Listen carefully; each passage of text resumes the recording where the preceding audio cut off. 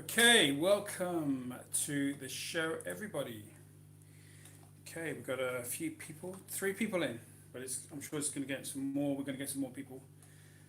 Let me just do this. Okay. Right, Rick says, anyone know which city Ramon broadcasts from? Basically, I'm in London. I'm in London today. And let me just do this. One sec, guys. Oh. So, what we're going to do today, we're going to be asking some questions. I'm going to ask you, you're going to tell me who are your favourite guitar players. Maybe somebody a little bit different that we haven't really discussed before. And then you're going to tell me another thing. We're going to talk about YouTubers. Have a bit of fun here. You can tell me your worst YouTubers. But I'm going to tell you my favourite YouTubers. But you're not allowed to. You're only allowed to tell me your worst YouTubers. Which one? Which YouTubers you don't like? And it could be anybody. It could be you know, somebody we haven't talked about. It could be a fishing, you know, just a bit of fun today. Right, but I'm going to tell you my first. Well, before that, I'll play you a little bit of music, and we'll wait for everyone to check in, and then we can start the show properly. So here let's do a little bit of a blues. It's a new Telecaster, just arrived from Japan. So let's do some B flat blues.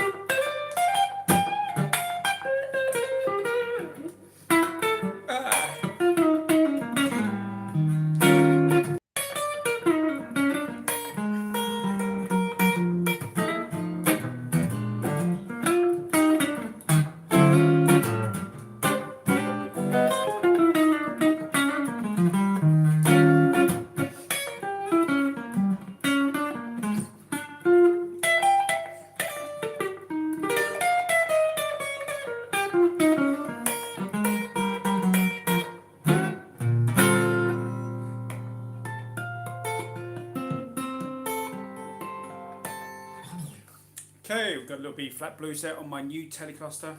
We're going to talk about this first. Just received this rosewood neck Telecaster 60 style with the 60s steel saddles. Some people prefer brass saddles, but I'm a firm believer that if you have a rosewood neck Telecaster with an older body, you've got to get the steel saddles because that's the sound of the 60s Telecaster.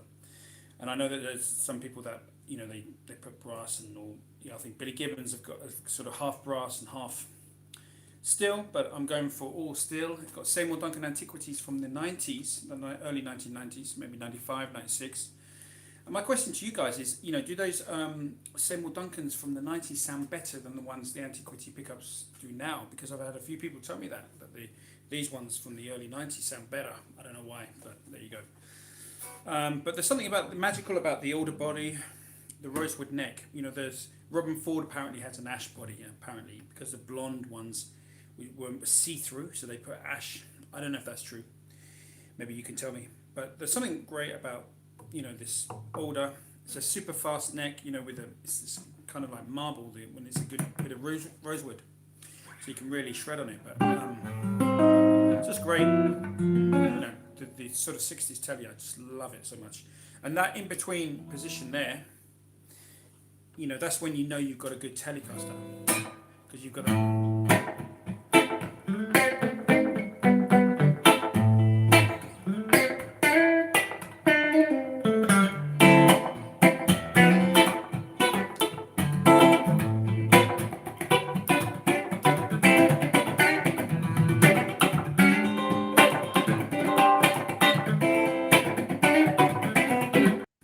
to some, say hello to some people. We've got Rick. He's here. Sean is from sunny Bristol. Fantastic. We talked about Bristol last week. It's kind of deja vu. We've got Jedi, who's in, I don't know, where are you, Jedi? We've got Kevin Fitzgerald from Ireland. Love the town. Thanks, Kevin. You know what? I watched great film yesterday. In the name of the father, no, in my father's name, or in the name of my father. You know, with Daniel Day-Lewis, a very hard hitting film. That was a great film. You know, really really good, and you kind of really felt for those you know, the people that got wrongly accused. Yeah, that was a great film. Great. Daniel Day-Lewis, what an actor. Okay. So yeah, I felt kinship to the Irish people after watching that film. Bill says, good evening, Ramon. So, hi Bill. Hugh, great. My mum's from Glasgow.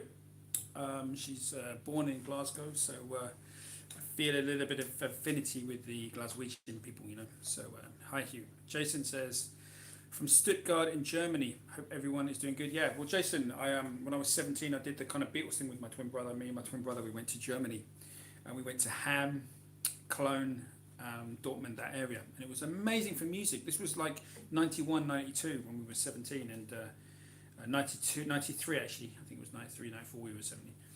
And yeah, we did. It was an incredible scene. There was lots of fusion music in Germany, I remember.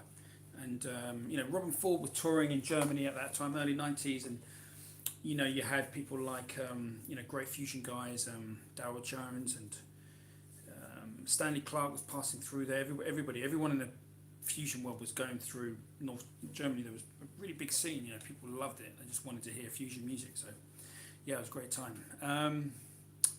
So, and Germans had the German drummers were incredible.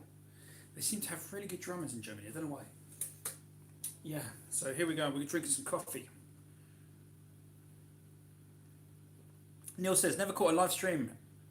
Great. You're missing out, Neil, because it's maybe somebody that's not so sort of known as a guitar player even. That'd be really cool.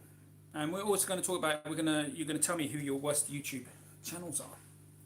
I'm going to tell you who my favourite ones are. You're going to tell me who your worst ones are, because I don't want to get in trouble here. You know, I don't want to slag people off and then get in trouble. But it's okay for you to. I'll read out your comments, you know. But I'm not going to slag anybody off on my channel. But my favourite YouTubers at the moment, I'm going to shock you. You're going to be like, whoa. But I'll tell you in a minute. You know. Right. So we've got B-Mo. It says, hi Ramon, could you kill the echo nugget and give a bit of a dry sound? Yeah, I can. Yeah. You know what? It's a little bit high in the mix, you know, but I was I guess on the live stream it doesn't really work. So this is clean. It's beautiful, beautiful sound.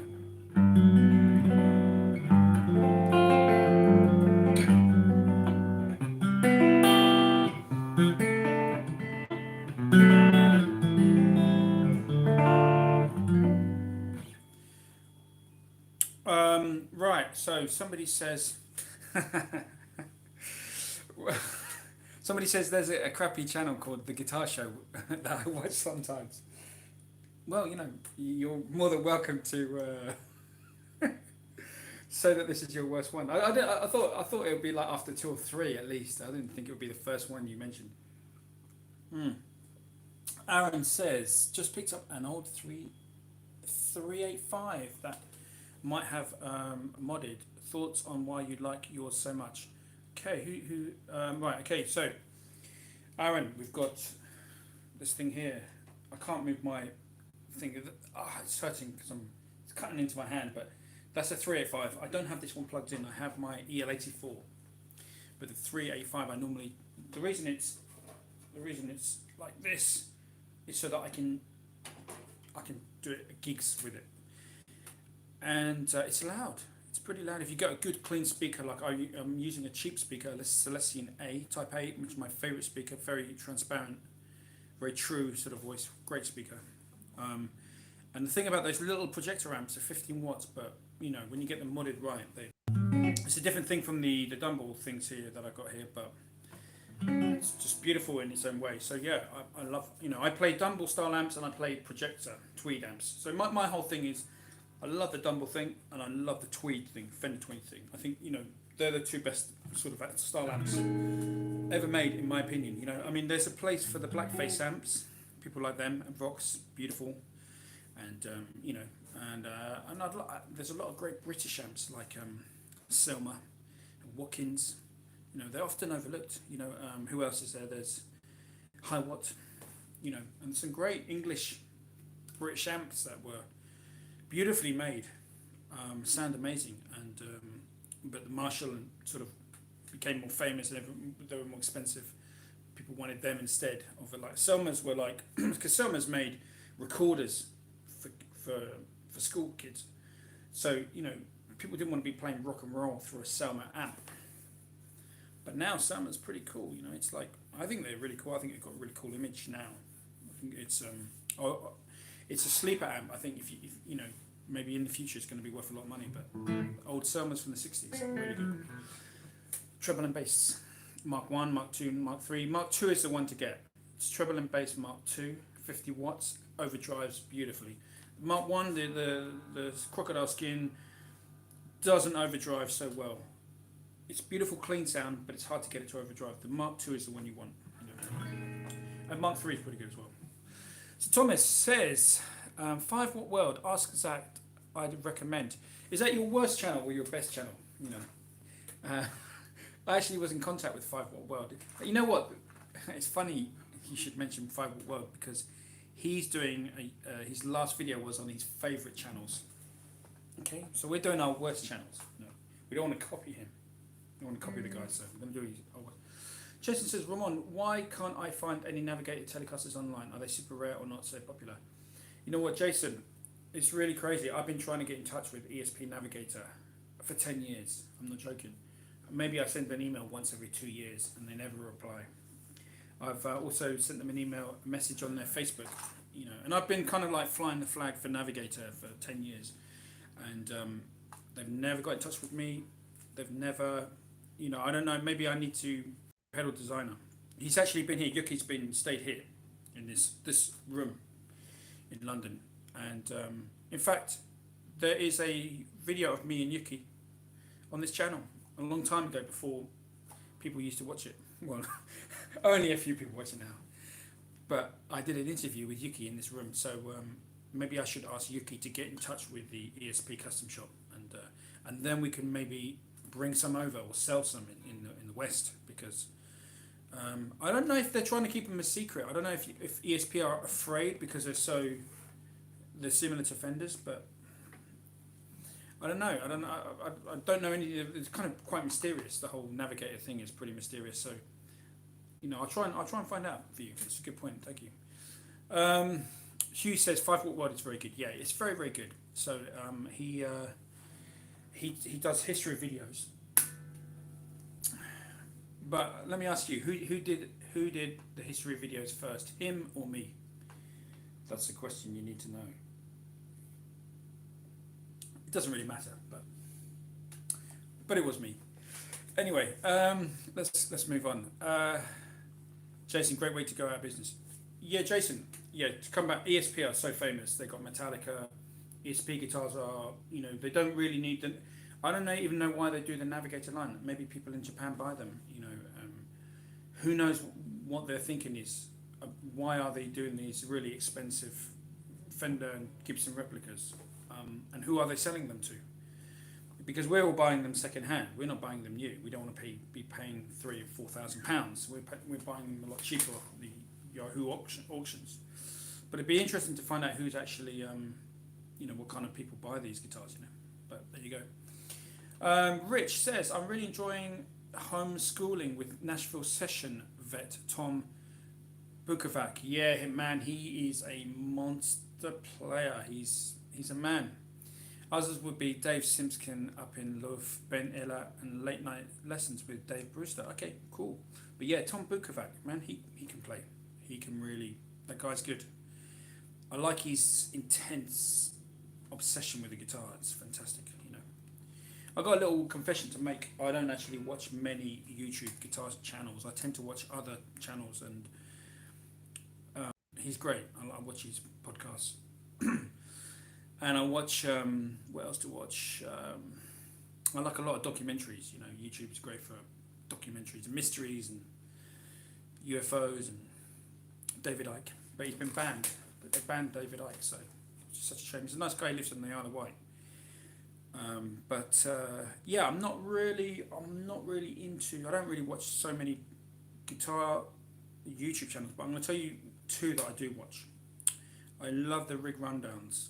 Like the rig rundowns for me are my favorite. I'm obsessed with them. You know, I can literally just binge out on rig rundowns. You know, it's just I love it.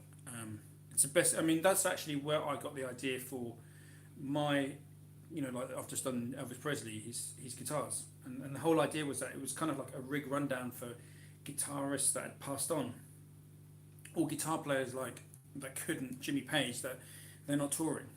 So my kind of channel is for the guys that aren't touring, whereas, you know, and I based my channel on that was the concept, was for guitar. Like Rory Gallagher, he's dead, so that's why I've done a video on him, and so you won't be seeing me do a video of Joe Bonamassa or somebody like that as much as I like them, because, you know, he's done about 4 rig rundowns. You know, what's the point? But yeah, I do love rig rundowns. And then there's a guy I want to do a shout out for, a guy called Tim Leach. He's a New York guy, I think, and he's a big Telecaster jazz guy. And I love. He's probably one of my favorite YouTube channels because he's just so chilled out. He's a really chilled out guy. Plays really tastefully. He's a really nice guy, really nice human. Check him out, Tim Leach. And you know, you might not like jazz, you know, but he plays some blues. But you kind of like, you watch that channel and you feel clean. You feel like you've learned something, and you want to go and play some nice music, you know. So my worst nightmare would be probably you know, watching somebody shred. You know, with loads of noise. That would probably be my worst nightmare. But I like kind of more chilled out. I try to be chilled out myself. Sometimes I'm guilty of overplaying, but we all are, you know. But we want to play tastefully, you know. Okay, we're going to go to some comments and find out who you dislike or like, you know, because I think more people are a little bit afraid to say who they don't like. But so Thomas says 5 Watt World. He's Bill Keveney says, can I recommend a band that's allowed? Yes, you can. Of course you can. It would be a pleasure. And Will's Easy Guitar is a douche. So if you see, I don't know who he is, but Jason says, I'm originally from Newcastle upon Tyne, with Knopfler and Sting Country. Yeah, we talked about this last week, that people from Newcastle have an amazing accent, as well as Mancunians and Liverpool. Like the Beatles accent is Liverpudlian.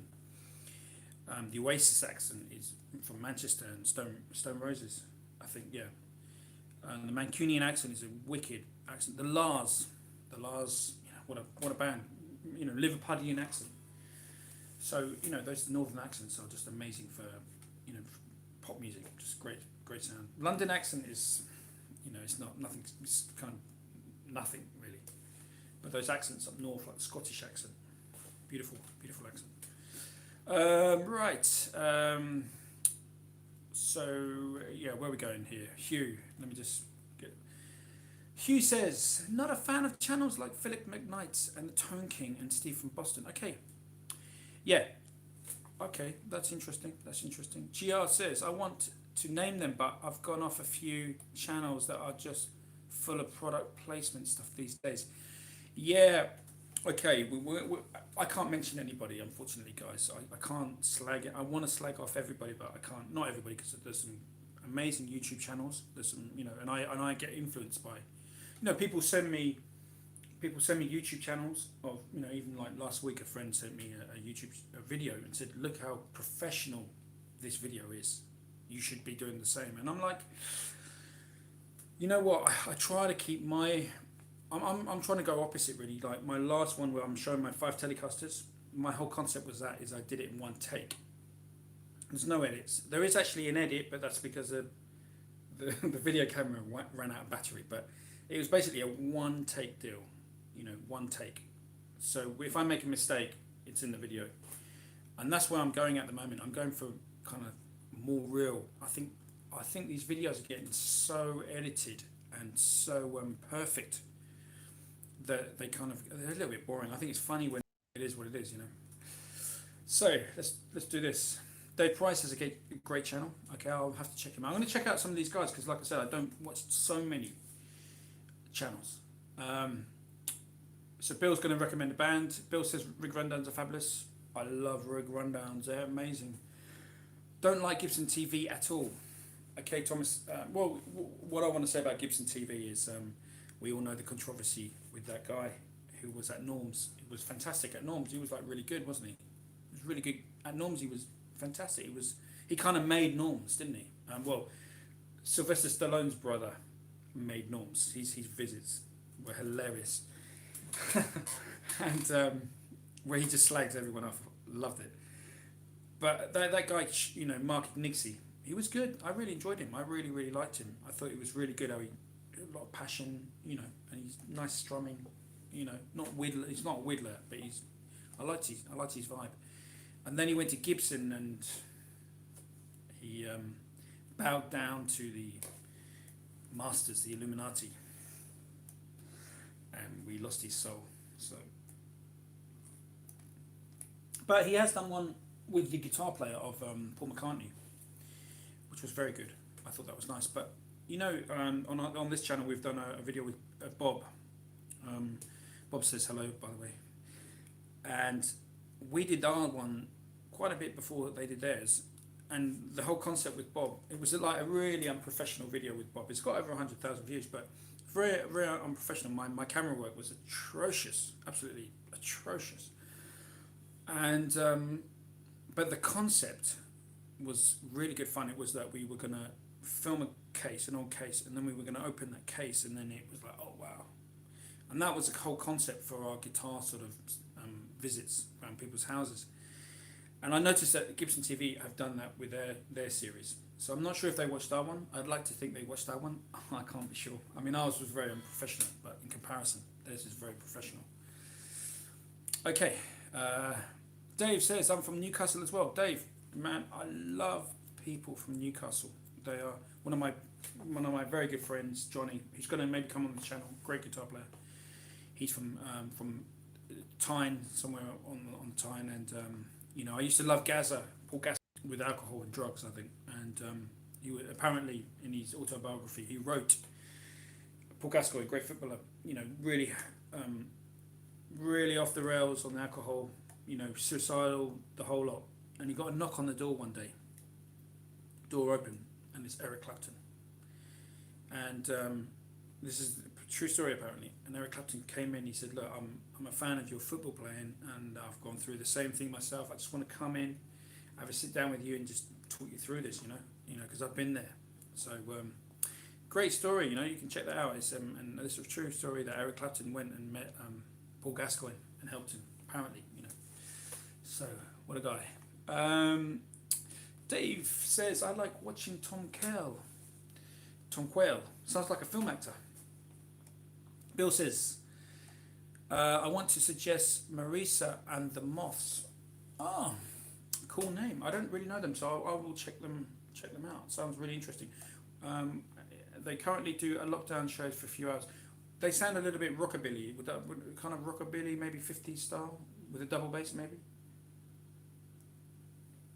Neil says, if you like videos about setting up guitars and basses, Dave's World of Fun Stuff is amazing. He's also very funny. I've seen his channel. Yeah, I like that one. That's a good one. Corey Gongilo has an amazing channel, great teacher. I'm not a fan of Anderton's guitar channel. Just can't get away with it. Okay, anyone else want to talk about Anderton's guitar channel? I'm not saying anything. I'm going to remain neutral on this front, But if you guys want to say something about Anderton's, you're more than welcome. It's an open forum here. GR says, I like Richie Zellon on the jazz guitar channel. Yeah. Is he kind of like a Scandinavian guy? But if so, there is a great teacher. There's a guy who's Got a Yamaha SA2000. It's a great teacher. Let's go for some more. Gibson will block your channel. They will sue you for using that word. Yeah, I know. Yeah, I'm scared. I'm scared because, oh yeah, the Illuminati thing. I called them the Illuminati. Yeah, well, you know, maybe they will. Oh, it was, you know, it was satire. Satire. That's my defense. It's satire. Sean says Edward Phillips is a favorite of mine. Doesn't upload often, but he's a magic player. And Bill says that band that you mentioned, Martina and the Moss, are hard rock. Okay, cool. Snezman says nice Telecaster, man. I like the colour. We're going to talk about this a little bit more in a minute. Sean says certain channel sucks.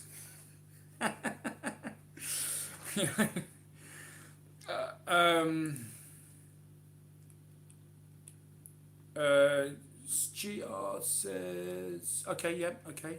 Thomas says, apart from the whole bullying thing by Gibson, I find it seriously disturbing that Gibson is trying to sell the idea of high quality and great workmanship from the stuff. Okay, so we're going to, that's a little point we're going to come back to in a minute. Steve I does weekly shows twice a week too. Steve I is amazing, and Steve I's got a great personality. You know, he's the thing I like about Jürgen Malmsteen and Steve I, they've got great charisma, whether you like them or not. I've seen Jürgen Malmsteen live. My friend was a big fan, and he convinced me to go. And you know, I liked him. I really like. I mean, I'm totally not my world, but he's very good at what he does. He's really accurate. He can still do the, you know, the. Whoop. He can still do all that sweeping, but very, very accurately. You know, normally when you know, players lose it when they get so much money. I think he's got a collection of Ferraris and he's got everything he wants. He doesn't need to practice anymore, but he's still on it. So kudos to Jürgen Malmsteen. Let's. Lockdown is good sometimes, Bill says. Yes, it is to practice. Dave says, I like Danish Pete from Andertons, the rest not so much. Right, okay, I don't really know Danish Pete. I think I've seen him once or twice, so I'm not really sure much about him, but I don't think I've ever seen him play, so I'm not going to comment. James says, cheers mate. Jason says, Dave Wackenshaw, very true. Danish Pete is an amazing guitarist. Okay, well, I'll have to give him a look. Kevin Van Voren says, hi Kevin. Andertons have spent a lot of dosh getting their channel online, but it's all a bit commercial. Yeah, I have seen them a few times. I'm going to reserve my judgment on them. I think I actually like Lee. You know Lee. He ran a work. I think what I do like about them is they tend to do these workshops where they bring over a cool player from America mainly, and they run these workshops. And I thought that was pretty cool because I went to one. My friend took me. I've been in their shop once with my same friend, and I've got to say, I didn't find anything really I liked. They had the kind of obligatory PRS room with all the expensive PRS guitars, you know, anyone knows that PRS is not my thing. I play Telecasters and Strats. You know, PRS is like another word for, you know. I'm not saying they're bad guitars, just that I don't like them. You know, and yeah, they had. I tell you what, Andertons have got. They've got a good selection of pedals. So if you want a guitar pedal or a rare pedal, and you don't want to have to go and buy it on the internet, then they have a good selection. You know, and Michael says, I love the channel. Shut up and play. Very nice guy. Okay. Bill says, is the Tele your favourite style of guitar? No, it's not. I'll tell you about that in a minute. Bernard says, yes, what is the name of the Tele colour? I want to make a bass guitar with that colour. Hey, right, okay, I'm going to rest up from some of the statements. I'm going to talk about this guitar. So, there's two guitars that I've been looking for kind of all my life. I'm going to show them to you. It's this one here, and it's this one. It's a rosewood neck Strat and a rosewood neck Tele. These for me are the hardest guitars to where all the elements kind of come together and you get it right. And that's because of mainly with this guitar, it's the neck shape. I'm very, very particular with the neck shape. And this has just got a great neck shape. I don't know, I found out that these ESPs, they're not fat, they're not thin, they're just perfect. And these guitars are light, they resonate. They're made by one person. handmade guitars. They were over 3,000 quid probably, or around about then when they were made. And these things are monsters. They don't do relicking. There's no relicking. At the point that these were made, there was no relic in house. But these were the hardest ones. I think a maple neck Strat is a probably easier thing to put together. But a rosewood neck, for what I was looking, it took me 20 years to find these two. So let's. And the thing with this guitar here, if you want to know if it's good, you've got to get that middle position, as I was saying earlier.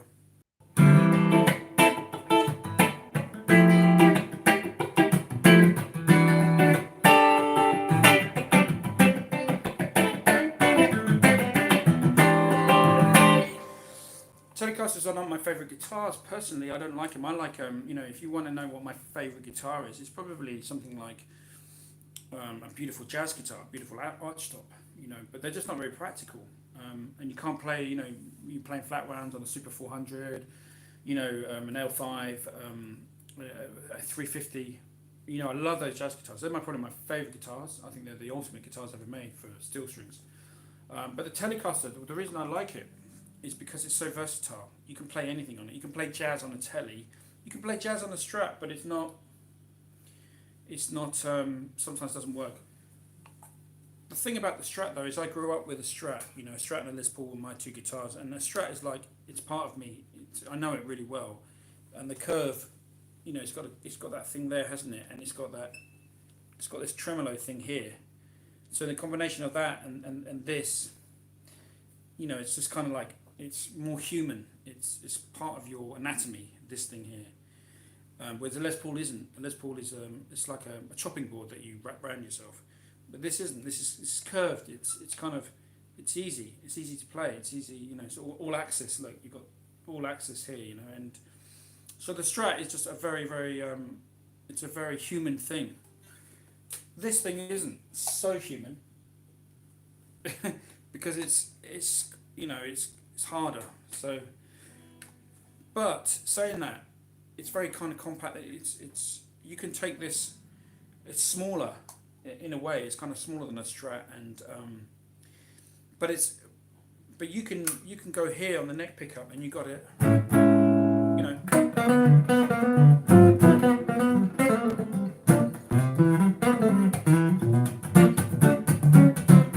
You got a jazz guitar. You can go here in the middle, and you got a great.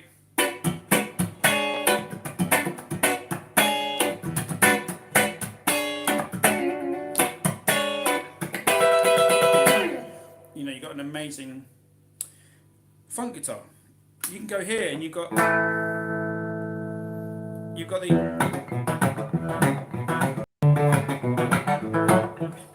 you've got that happening. So you've got everything here. You don't need another guitar. This is the only guitar you need. You can play every style of music humanly possible on this guitar.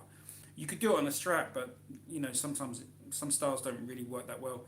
You can play Cuban guitar on this. You can play African. There's an amazing Cuban guitar player called Manuel Galbon. Did a great album with Raikuda called Mambo Sinuendo. He did it all on a Telecaster that Raikuda took to Cuba because I don't think he even had a guitar, electric guitar. And so Raikuda bought this guitar for this old Cuban dude, and they made this album. And he just literally gave it to the Cuban guy, and he played it on the whole album. And it sounds incredible, and Raikuda was clever. He was like, what guitar can I take down to Cuba for this old Cuban guitar player to play that's going to be good? And, we've only, I can only take one guitar as a present for this guy. He took a Telecaster, So it's like, if you've only got one, if you only can have one guitar, get this one, That's my opinion. Another thing is this. Luke, I feel for you. This is an incredible colour. It's called Metallic Ocean Green. So I'm going to say that to you again, guys. Metallic Ocean Green. It's not Sherwood Green. And the beauty of this colour is it changes depending on the time of day. So in the morning light comes in. It's more aqua. And in the night, with the light from your house, it's darker. So this is an incredible colour. It's my favourite colour. It's kind of I don't know. I've never seen another ESP guitar with this colour, but I've seen a few Fenders, so they are about. You can get it, but it's if you're going to build a Telecaster, I would highly recommend this colour. It's really nice. Okay, let's go to some questions then, guys. So today we're going to be asking your worst YouTube channels and your favourite guitar players, and maybe a guitar player that we don't know and we need to check out. I mentioned a really cool player last week that a few guys didn't know about, and I'm going to mention him right now to you. So this is a good. Normally I don't go out on a limb and mention guitar players, because you guys know who's who, But this. And he's really worked hard, and he deserves a little bit more notoriety. So, and my friend actually from this YouTube channel hit me to this guy. So his name is Stephen Ulrich. Stephen Ulrich. Go and Google him now if you like. I love spaghetti Western music, film noir. I like Cuban dark, sort of 50s. Film noir soundtrack style music, it's my favourite kind of music. It's all based around that kind of vibe.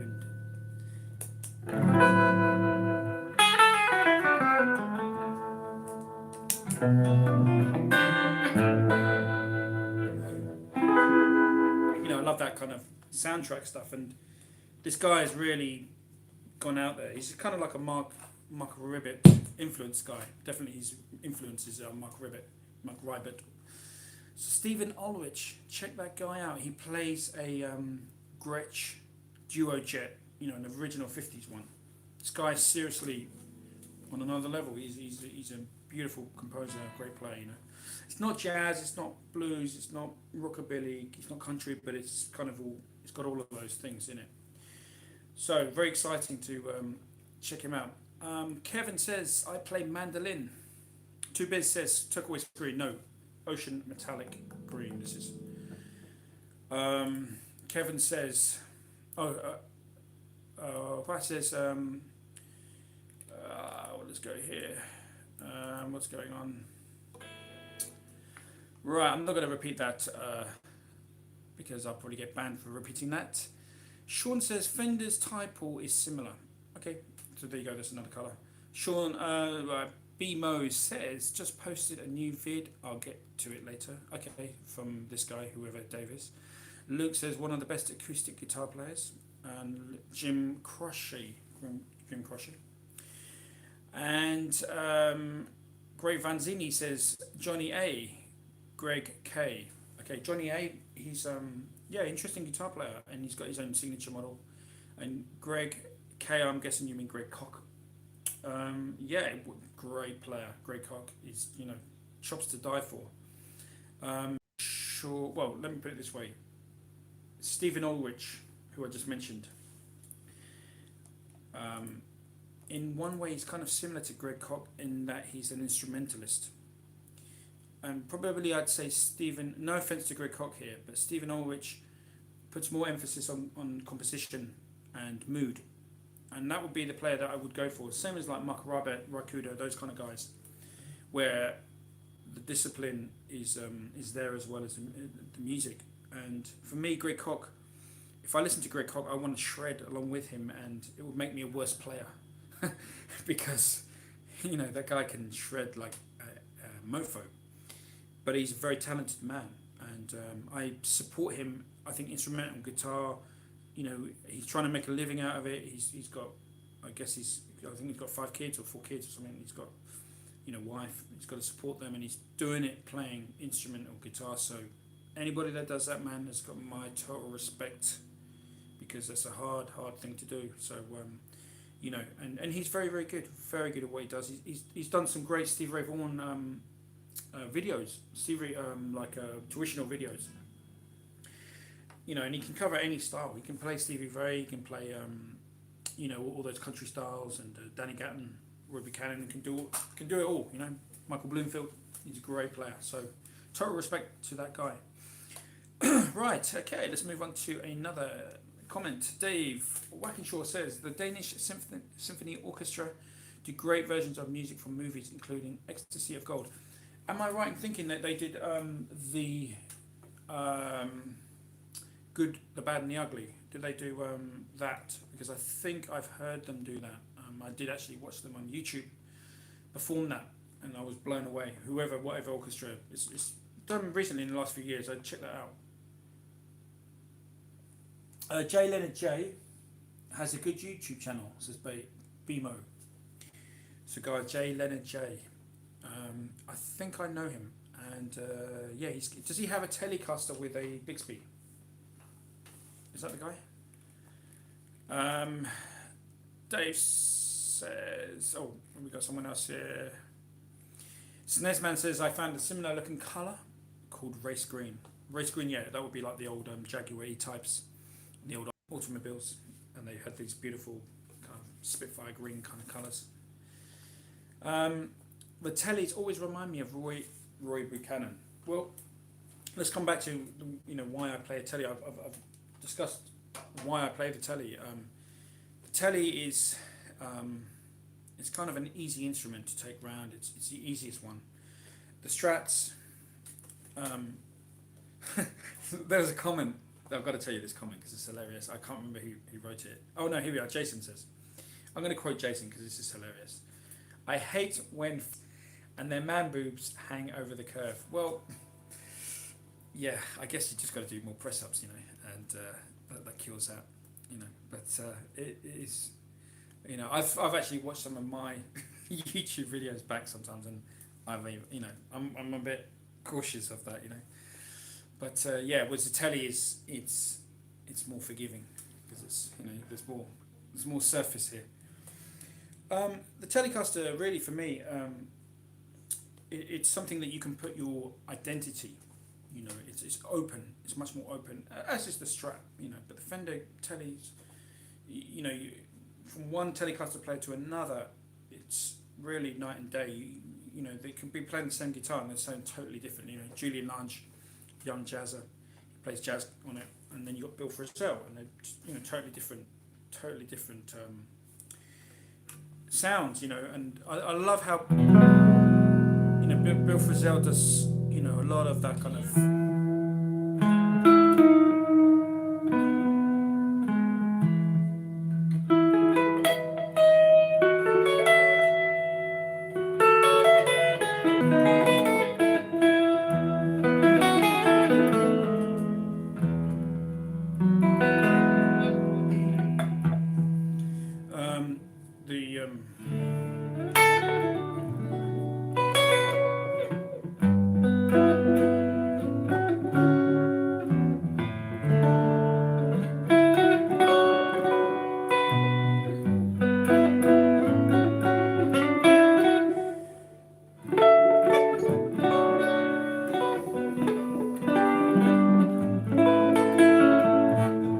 really nice about these tellies is you can put your own identity onto them. And also, this is another thing.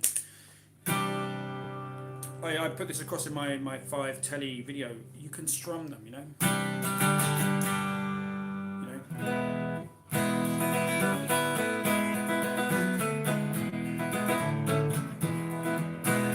I once said a girl, or should I say, she once said me.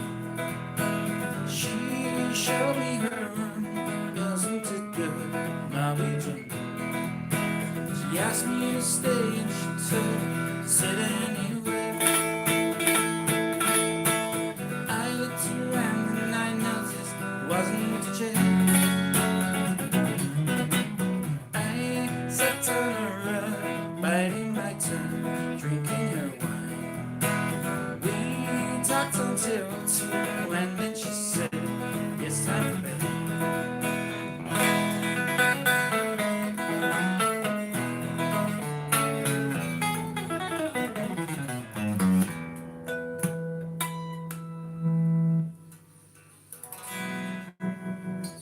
So, that's a great thing you can do on a Telecaster. You can strum it, play Beatles songs. It's just easy.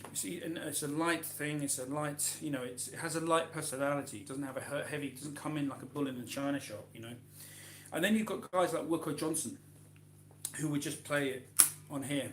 and he would play it through an H&H transistor amp, you know, and it would be total,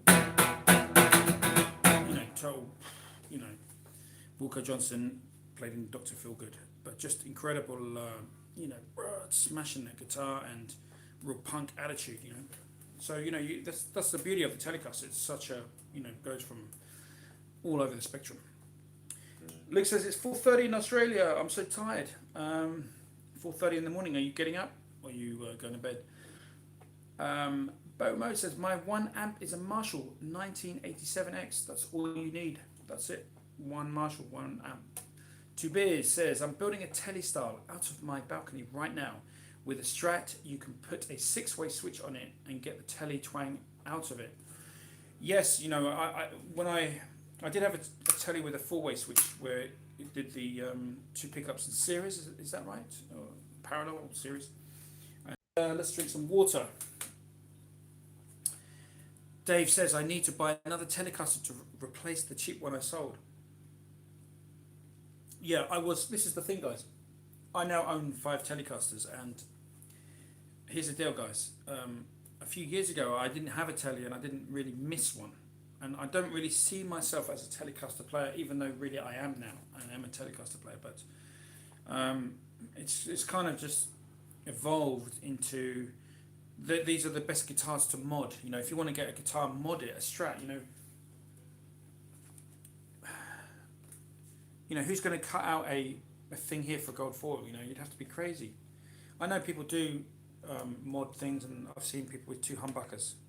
The guy from Hall and Oates, he's got 2 humbuckers, 2 puffs, and that's kind of cool, and it does sound good, you know. But for me, the Strat is what it is. It needs 3 pickups, and that's the Strat thing. That is a Strat. You know, once you start messing with the Strat and taking the pickups out, you know, or even having a humbucker here, for me, that's I've tried it. Trust me, I've tried it many times, and it's never kind of worked out for me. Having, you know, for me, the instrument of the Strat is that single coil in the neck, and then combining it, you know. But the Tele is just wide open. You can keep it traditional, or you can, you know, take the pickups and go crazy with it. So that's the thing that's really great, and it's just a great, you know, when you get it here, you know, let's think about, you know.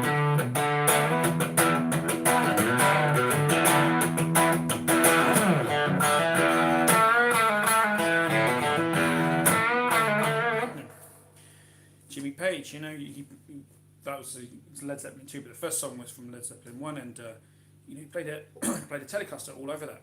Played his blonde Tele with the rosewood neck, and you know, you can cut a Les Paul. You can get a Les Paul sound out of a Tele much more than you can a Stratocaster.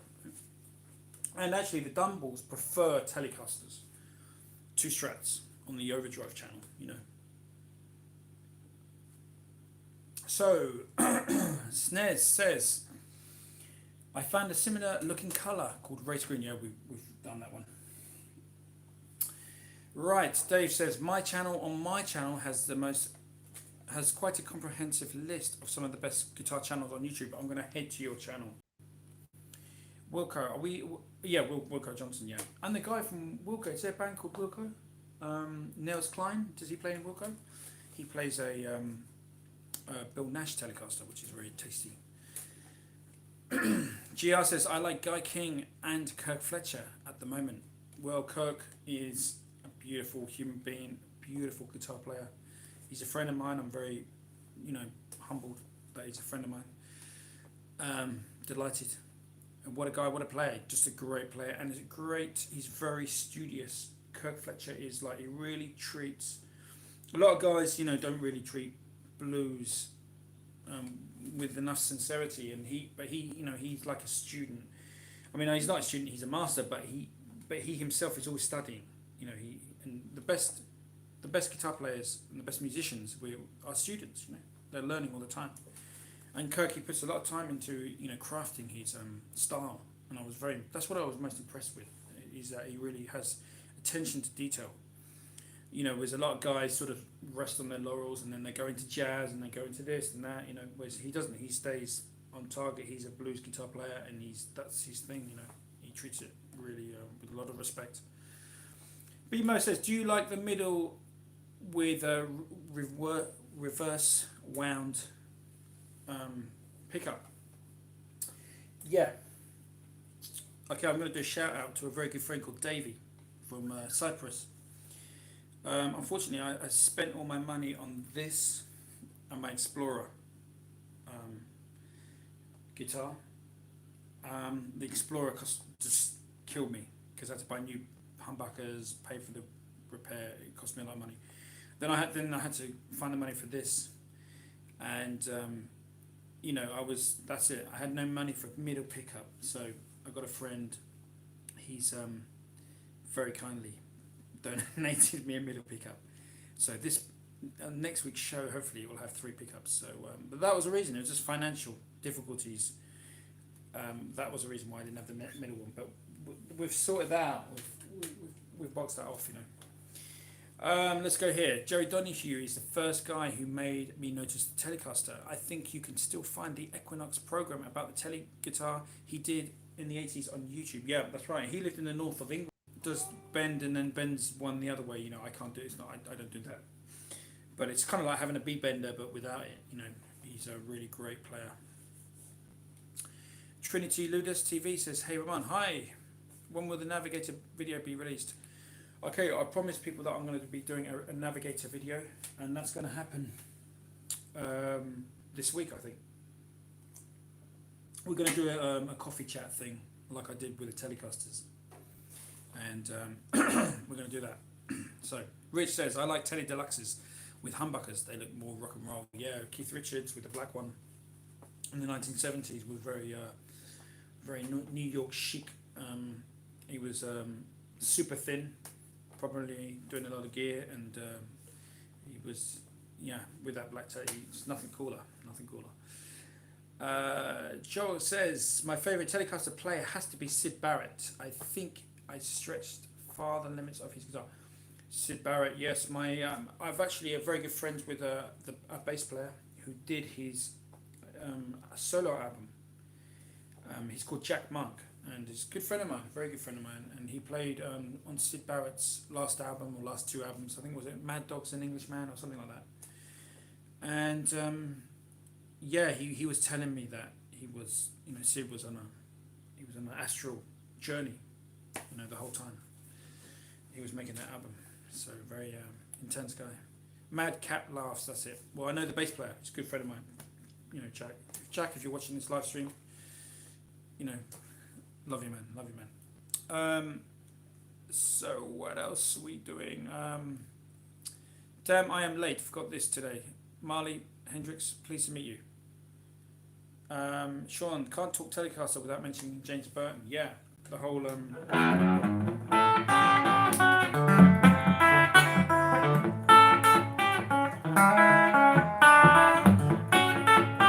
whole sort of Hello Mary Lou, and I think he used a thumb pick maybe. I don't know if I can remember. I know he had a Telecaster. He had a Paisley signature Telecaster because of course Jerry Donahue played in Elvis Presley's band in Las Vegas with that beautiful pink Paisley Telecaster, which was beautiful, really, really good. Trinity Navigator. I bought a 1954 Navigator LP with staple pickups from Japan after watching your earlier Navigator video. Man, pleasure. Trinity. It's what can I say? If you enjoy it, then I'm happy. If you don't enjoy it, then I'm embarrassed. But if you enjoy it, I'm happy for you. That's great. Let's go up here. Have I missed any any questions here?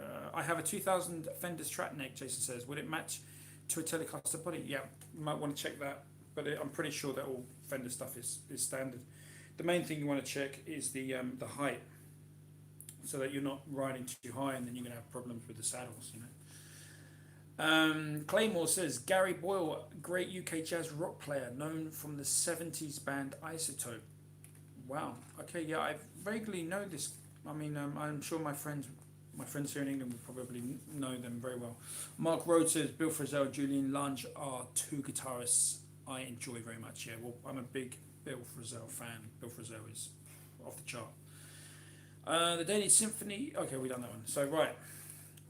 Keith and Jeff Buckley got me into tellies with bad country music.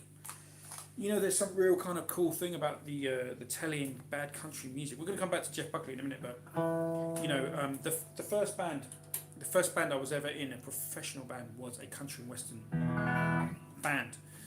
And I'll tell you the story, guys, because this might help you guys out if you want to learn some country music. The first album I got to learn country, because we had a big tour in the UK and Europe, and I never played. I was a blues guy. I was like, you know, I was Peter Green, Eric Clapton. I never heard any country music in my life, you know. I had 1 week to learn country guitar.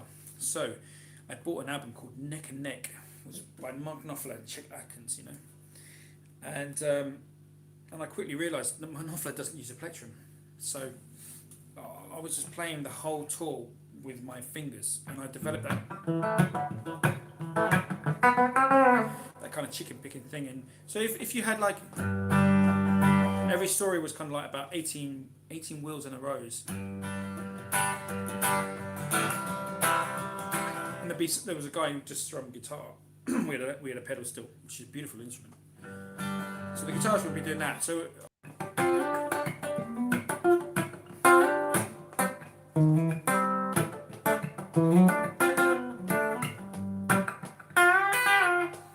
you know, sort of licks around. You know, and that was all from Mark Knopfler. It was all.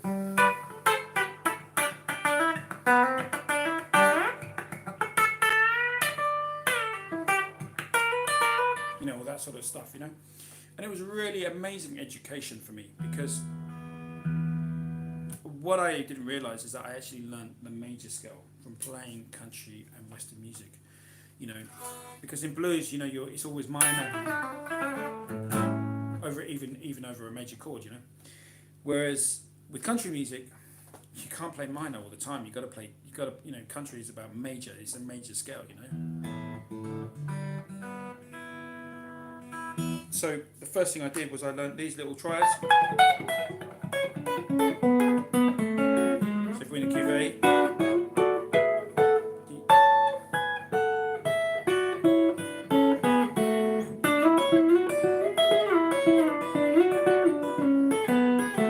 And then years later, this is the thing about country music. Years later, when I went to Africa, I started playing African music.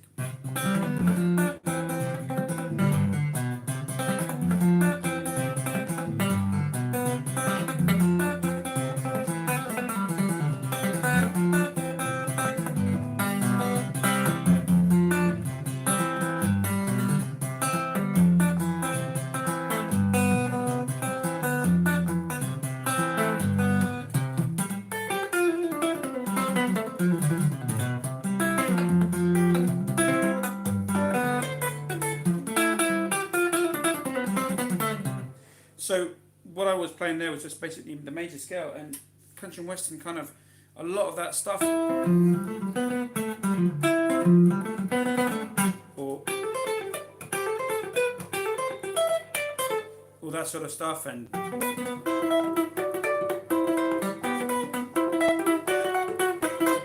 lot of it I learned from, you know, playing country. You know, all the shapes, all the patterns were from my days touring with a country and western band.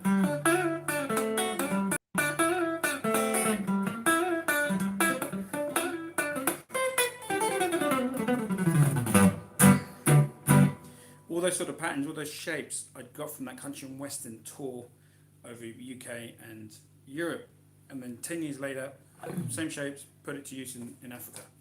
Of course, you know, it also helped me learn jazz, you know, because when I went to music college, I had to learn jazz. You know, jazz is all about, you know, it's all about the major scale. So, you know, country and western, if you hate the music, there's still amazing wealth of information you can get out of there. And I'd say to everyone, you know, if you're just playing minor pentatonics all the time, you know, you might be playing metal, and it might be just be all that sort of, you know, minor, you know, stuff. Get into some country and learn some major scale stuff, you know, because it's going to be really helpful, you know. Okay, let's go to this thing here, Jeff Buckley. So let me tell you my Jeff Buckley story. Okay. Unfortunately, I never met Jeff Buckley, and Tim Buckley died, I think, before I was born. But Tim Buckley, amazing Guild 12-string player. But Jeff Buckley, I remember I got his album called Grace, and it was incredible. It blew my mind when I got it. I must have been about 21 or something, and I just thought, what a crazy guitar player, just amazing. So, because I'm a guitar player, listening, great voice, but the guitar playing is incredible. So fast forward 15 years, and I joined a band. It was actually a female singer, incredible voice, and we were doing Indian music, Pakistani music, And anyway, Najma, who was a Pakistani singer, she gave me this CD and said, learn that. So I was listening, and I was thinking, wait a minute, this sounds like Jeff Buckley. Did Jeff Buckley play guitar for you? And she said, no, it was Gary Lucas. I said, what? Who's Gary Lucas? She said, well, he's the guitarist that played on Grace. And I was like, no, that was Jeff Buckley played. And then, no, it was Gary Lucas played a lot of the guitar stuff, or the main guitar stuff, that famous song Grace or whatever it was. So then I was embarrassed because I didn't realise that Gary Lucas had played those Jeff Buckley guitar parts. That's an interesting thing. Gary Lucas, check him out. He was the original guitarist that was working with Jeff Buckley before he became famous. The record company apparently didn't like Gary Lucas's look. He wasn't very, he was a little bit older, and I think they wanted a very youthful look, with Jeff Buckley, all young guys, and Gary was a little bit more of a veteran, and so they kind of wrote him out the story, which is a real sad thing because he was the one that unique sound that I was hearing on that first album, Grace, that amazing guitar sound. It wasn't Jeff Buckley, it was Gary Lucas. So there you go. Things sometimes aren't always what you think they are. Okay, let's go here. To some questions. Can't play a pinch, but I'll watch Albert Lee all day long. Yeah, this is incredible. Albert Lee is some guy from like Kent or the Midlands. I think he's from the Midlands. And he's one of the best guitar players of country music ever. And he's like from England in the Midlands. It's crazy, But yeah, he's great. And he was good friends with Eric Clapton, played with Eric Clapton, So yeah, great. Pat says that fretboard is looking a bit parched. Well, this is Honduras mahogany. And it's like marble, actually. It's beautiful. So this guitar was made in probably 95, 96. And it's an ESP Navigator. You'd love it, guys. If you had this in your hand now, you'd love it. GR says my first Michael Schenker in Birmingham must have been 82 or 83. I got fed up pretty quickly with the 80s rock stuff, though. Well, Michael Schenker, he's a legend, isn't he? Let's face it. Flying V's, I think. Was he an Explorer or Flying V man? I can't remember. Thank you, Pat, for saying it's beautiful.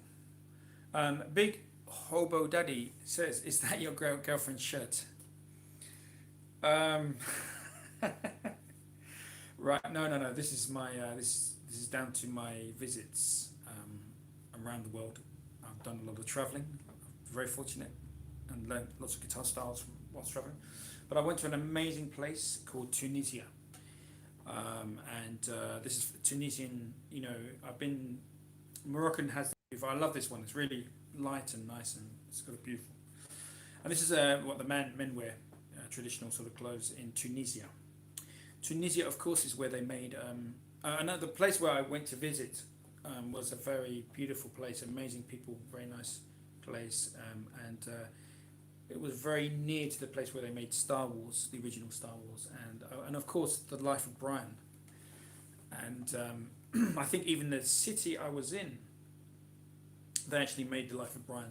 They filmed a lot of the scenes for Life of Brian. So Monty Python, Flying Circus. For those of you old enough to remember. Great question, by the way. That was right. Hugh says Chris Kane is an amazing blues guitarist with a voice like B.B. King. Chris Kane, yeah, I've heard of him, but remind me, I do know him. So a guy I like, I always have time for is Tab Benoit, is it Tab Benoit? He plays a thin line with the two wide humbucker things.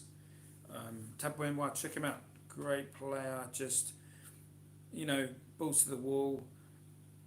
He's a bull in the china shop, but in a good way. In a good way. Tab Benoit, check him out. It's just consistent and way. I like guys that they do one thing and they do it really well, and that's all they do. They don't change. They just, you know. There's a place for changing as well. Sting changes, like, you know, Sting's whole thing is that he does a different style of album every, you know, but Tab Benoit is the same thing, same album. He's recorded the same album every year. Great, fantastic. Mark says, I just discovered Jeff Buckley's Grace just a few weeks ago. Amazing record. Vocals great. Yeah, so I just told you the story about Gary Lucas, who was the actual guy who played guitar, you know, that fancy guitar style. That was Gary Lucas. And I replaced him in a band, and I had to learn his parts. And let me tell you, I could not learn them for the life of me. I couldn't learn Gary's parts, and but I was humbled that I was taking over from him. You know, his music is amazing, and but he's something else. Gary Lucas, check him out. He plays a Stratocaster. He plays the shit out of a Stratocaster. You know, Tyler Byrant is worth a listen to as well. Yeah, I think I've heard that name, man. I really like Sean Costello as a blues guitarist. Hey, I met Sean Costello at a gig. I was backstage with my band. He was getting going on his band. It was a main stage at the Cone Festival, the international stage. I don't know how we did it because I never got there again. They never invited me back. But backstage, I met him, and he was a super. We're talking about Sean Costello. He was a super nice guy. He was playing a P90 Gold Top, if I remember rightly, and he was a very humble man. Young man, very super nice, very friendly, just a really good guy. You know, I'm not just saying that because I know he passed away, unfortunately, but this guy was a, you know, when you met him, you knew he was a very cool guy, very cool guy. Neil says, I've never heard you mention Harry Manx slide and laps slide guitar. Well worth checking out. Yeah, well he's kind of like one of the. You know what I'm thinking about doing is doing some more acoustic stuff on this channel. I haven't done that yet, really, because I focused on the electric thing. But I'm really into the acoustic blues and that whole style. Joseph Spence and all those kind of guys, and the folk guys from England. And I'm going to start doing that. I'm going to do a documentary pretty soon on a very. I've told you this before, but I'm going to do it very soon about an English guitar player who I'm not going to say who he is because otherwise 5 Watt World will copy me, but I'm going to do it very, very soon. Sorry, that was a joke. I'm going to do it soon, and this guy is amazing. You need to know about this guy. I'm not going to tell you yet. It's going to be a surprise. Jason Carr says, a lot of J.J. Cale stuff sounds very similar until you explore his songs. Amazing artist. Yeah, there was a song. I actually wrote a song which I copied one of his little things. You get a B minor chord, and then you take your first finger off and you let that E string ring, and then you give it the kind of monofilar J.J. Cale thing, you know.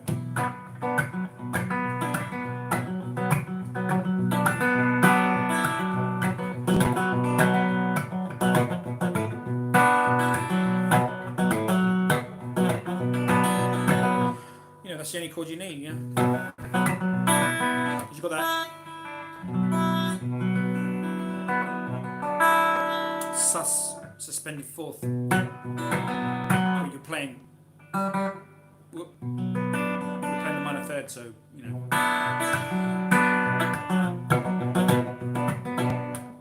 Really simple, you know, but it didn't matter. It sounded amazing. Right. Great Vanzini says your Beano video was excellent. Right, okay, I'm ribbing 5 Watt World. I actually really like 5 Watt World. He's a cool guy. I like him, and his videos are very professional. I'm envious. I could not do what he does. It would take me too long. You know, 5 Watt World. But he released a Beano video after me, 3 days after me. The same video. That was really strange. You know, that was really weird. Well, he's stalking me in some way. I don't know. I'm joking about that. But yeah, his one was good. You know. I left him a friendly message and I said, you filled in the gaps that I left and I filled in your gaps, you know, because my guess is that he saw my one, he'd already made his one, and he saw my one and kind of rushed his one out. That's what I reckon happened, you know. But he didn't copy me because, you know, these videos take a long time to research, you know, 2 weeks, at least 3 weeks, maybe more, you know. So, but yeah, he's really good at what he does. So kudos to 5 Watt World. I like it. It's really nice, and he has a lot of fans. He's doing really well. So good for him, you know. Right. Trinity says, how do you visualize a fretboard when improvising? Do you use caged or intervals, note degrees, and reference to roots? Great question, Trinity, and I love explaining this question because I have a very simple approach. Very, very simple. I play 5 patterns. 5 patterns, okay? That's all I use, 5 patterns. And one day I'm going to do a video on this.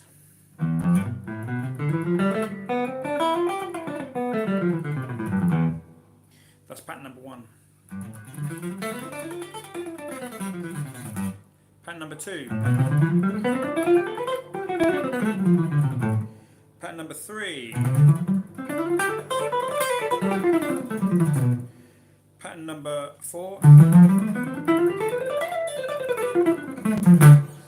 pattern number 5. We're going to change this guitar because I'm not feeling it anymore. Okay guys, let's go to something a little bit different today.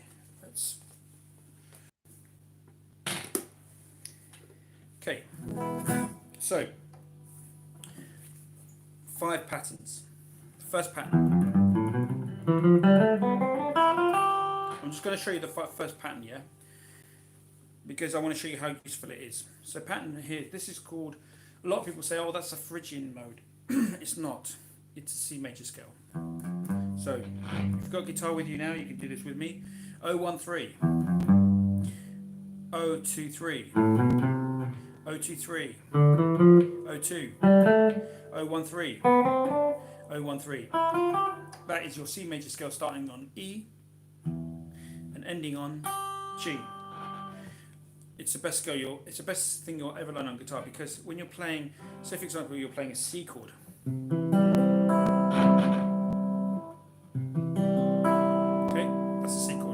Now you can improvise with that little scale I taught you.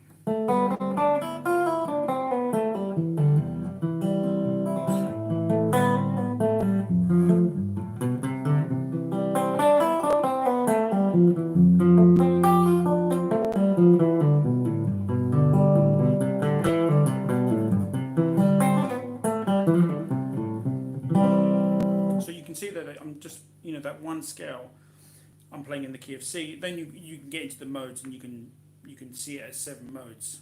But that's kind of complicating the issue. You really want to be learning these 5 shapes. If you want to do the cage system, that's okay. I don't do the cage system. I just learned the 5 shapes, and then I just practice those 5 shapes every day, just as a warm up.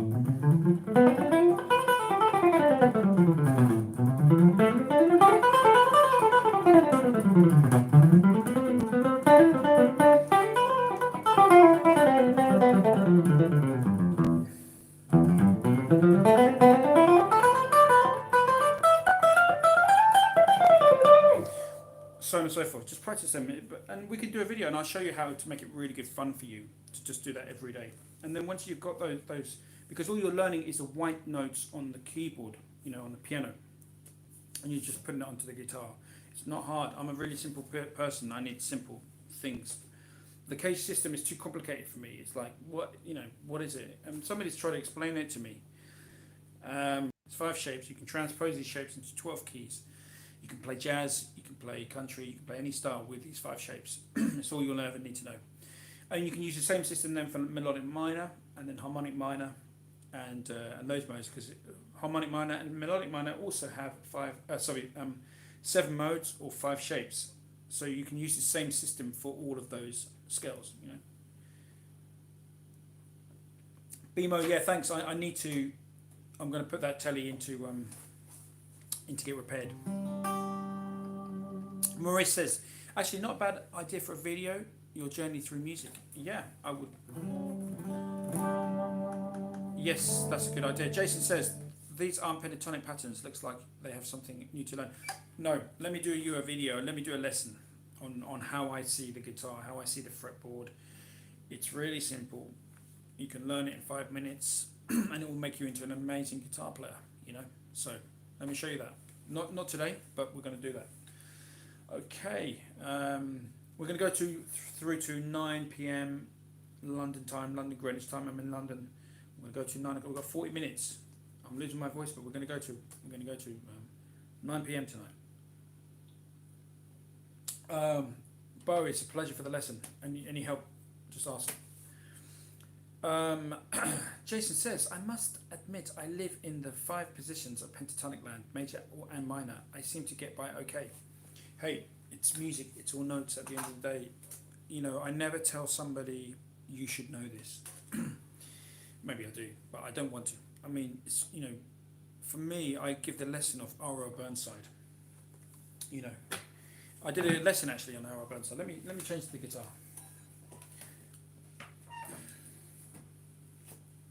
So, the YouTube lesson I did was on R.L. Burnside on this guitar.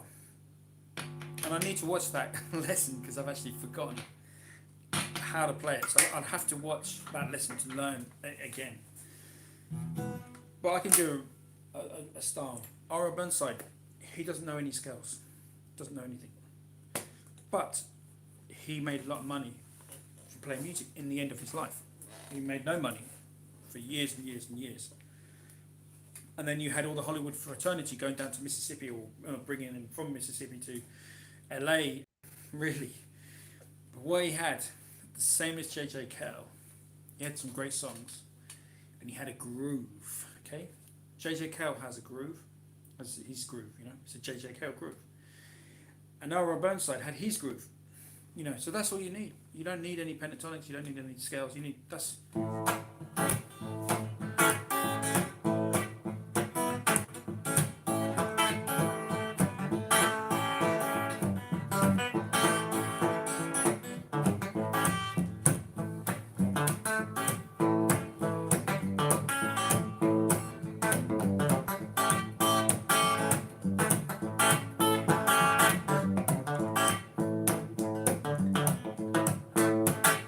So sometimes I see these young punks coming out of the jazz colleges here in London, and you know, they're doing the woo woo woo woo woo, and it's like, I'd rather watch R.L. Burnside, to be honest, than hear you waffling all over the guitar with no groove, no rhythm, no idea of what you're doing, and no plan, no concept. Whereas R.L. Burnside's whole concept was that, just. And then he'd tell a story on top of that, and that's music for me. That's incredible. That blows most players out of the water. Just that one thing, you know. So that's my ethos on music. Right, let's go. Neil says, "Aha, R.L. Burnside. Now you're talking. You're the man, Neil. You're the man." Jason Carter said, apparently B.B. King didn't even know any chords, only notes. Not sure how true that is. B.B. King, you know, let's face it, B.B. King from Beale Street had a tour bus. He had, you know, he met Elvis Presley when Elvis Presley was up and coming, not, you know, before he was famous.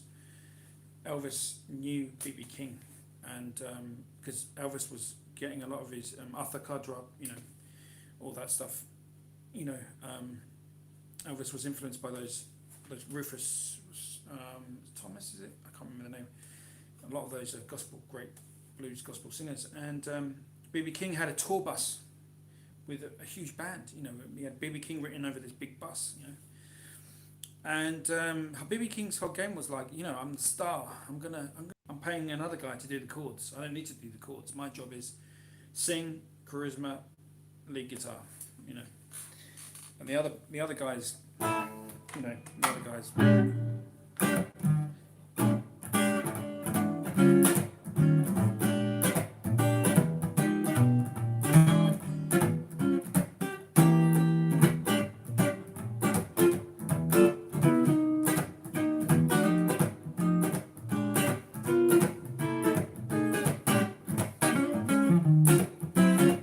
And B.B. King is just.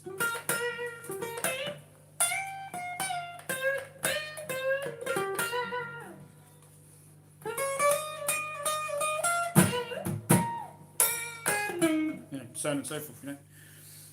So that was again a great team.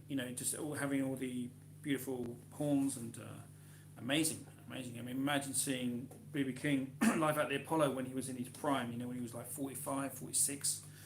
Because I think as a bluesman, that's a lot of them hit their peak at 45, 46. I think when you're playing the electric guitar, you're playing. But it's interesting that with a lot of the country guys like Ira Burnside, they kind of hit their peak later in life, and it was more like a fine wine. The blues players got older, and the voice got deeper, and the older blues, from Mississippi country style, they seem to get really good when they got older.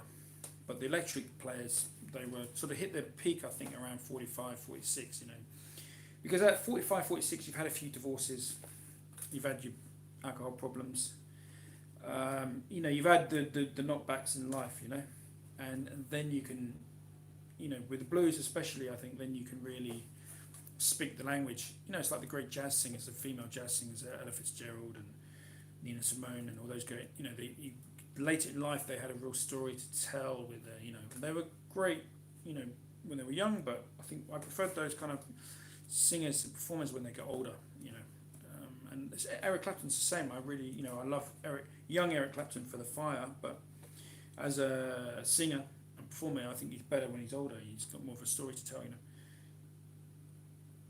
Morris says B.B. King donated Jimi Hendrix recordings to the Library of Congress.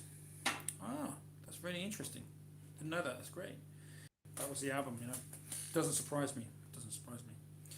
Albert Collins lessons would be appreciated. Odd tunings for blues, etc. Yeah, we can do Albert Collins. I'd really like to do one of his guitar lessons, so we'll do that. Luther Dickinson and the North Mississippi All-Stars are awesome too.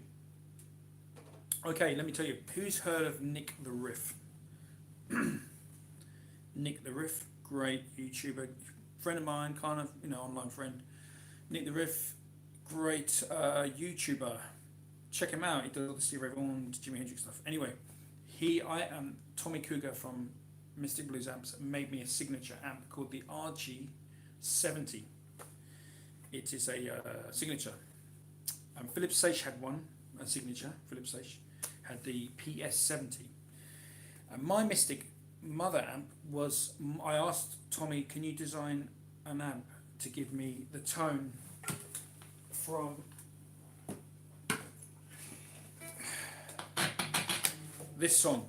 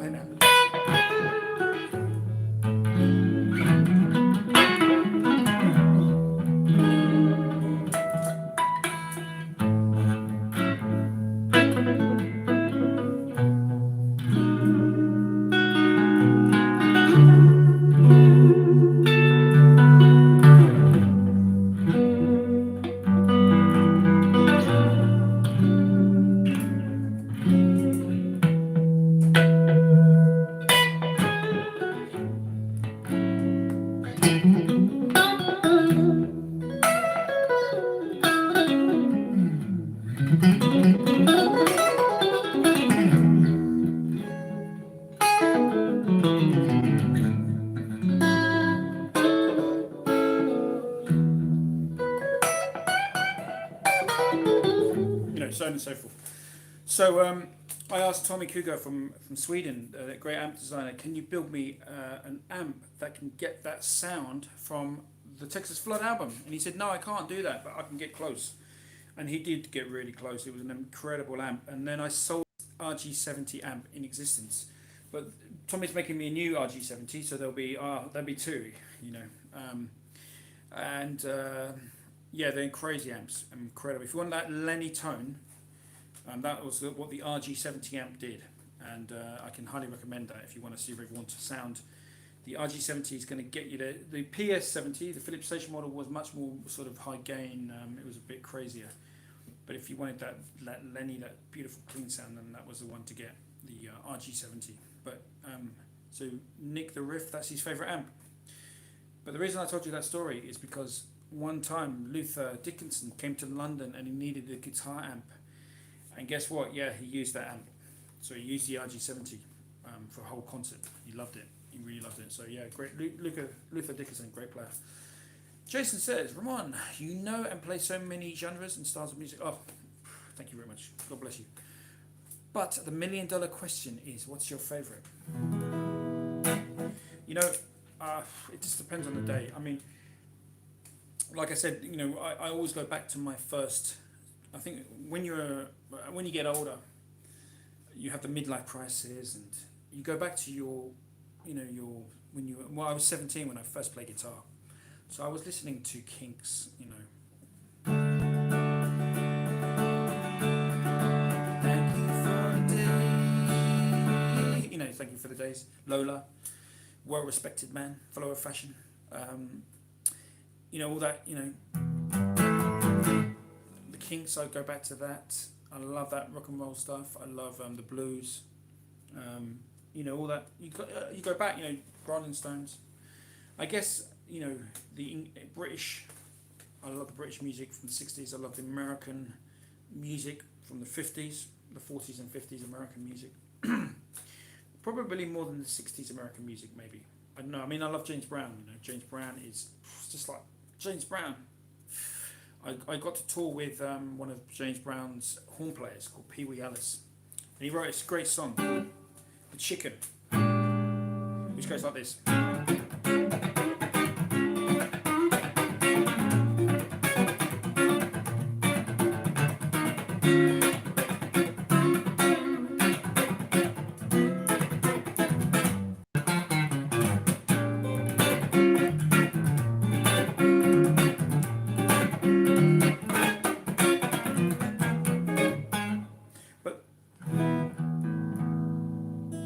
Chicken is actually a very good song because it got B flat, E flat, these are all dominants, D flat, sorry D, G7, C7 for 3 bars. So when you're soloing,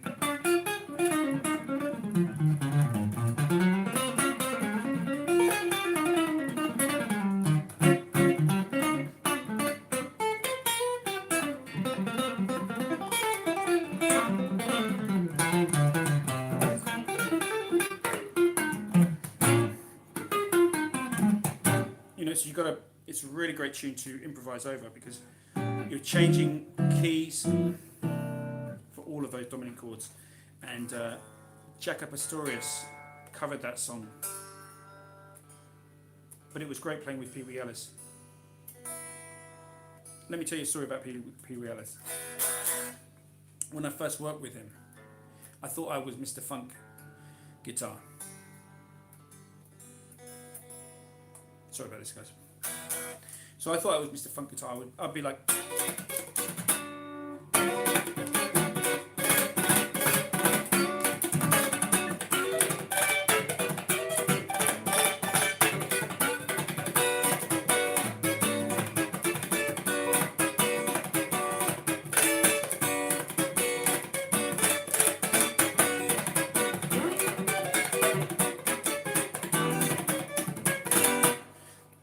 so on and so forth. Can't get in tune today. So I was trying to show off, and you know.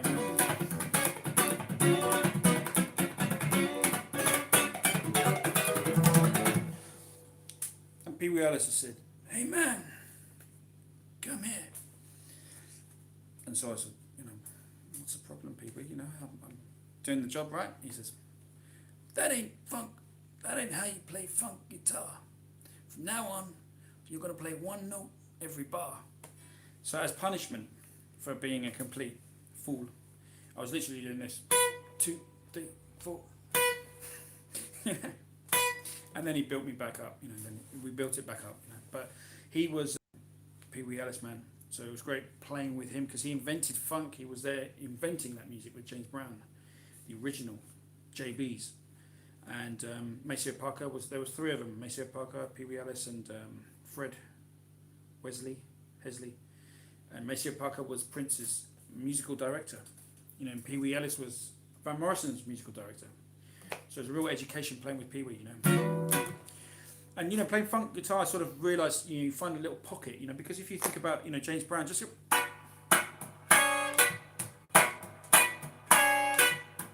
just to play that simple thing, you've got to, in your head,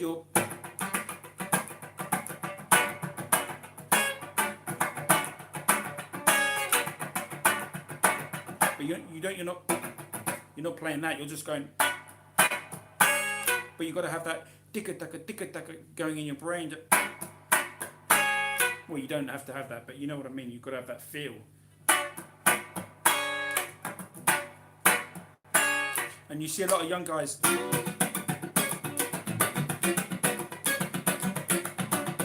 and then there's no room for any other instruments. So it's just having that discipline to,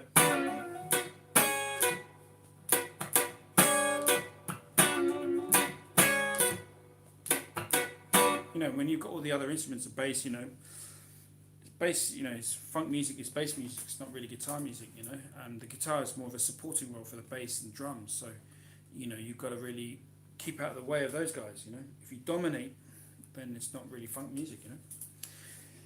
Right, Lenny is my favourite guitar piece. Nice playing. Thank you, Bill. I love that piece. Sorry I made some mistakes there. I love Lenny. It's a beautiful. What I really like is I can't play this probably anymore, but Riviera Paradise by Stevie Ray Vaughan is amazing.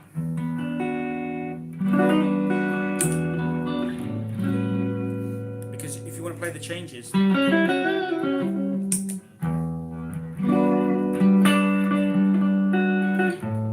turn up the reverb here. Let's go reverby. So there, these two chords here, you've got a G major going to an A13.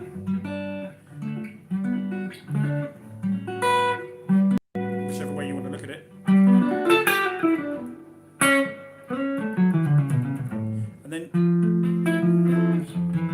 Then you go to F major to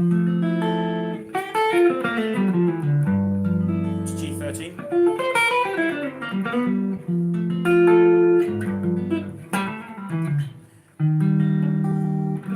and then you got your E flat major,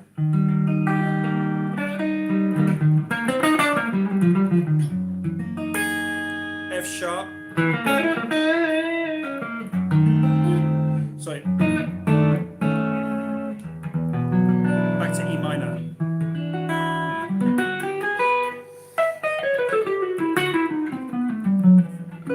There's so much you can do. It's almost like a jazz tune. You can do a lot with that song. And that concept I had around that time, I was covering a lot of Jimi Hendrix's songs and Stevie Ray Vaughan songs. And if you listen to the original, Stevie Ray Vaughan did the best he could. They were doing a lot of, and it's amazing that he was using his ear to, you can see that he wanted to. So having a little bit of theory knowledge.